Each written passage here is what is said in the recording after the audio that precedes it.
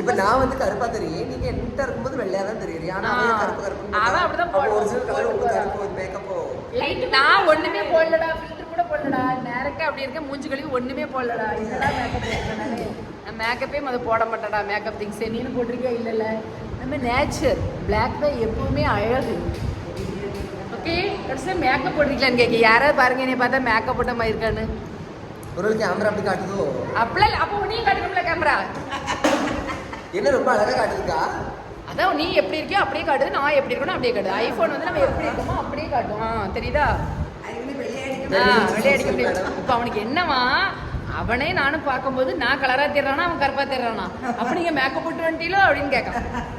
நீ மேக்கப்பே வேண்டாம்ப்பா, நேச்சுரலே போதும்ப்பா, அதுதான் என்னைக்கு அழியாததுப்பா. சரியா?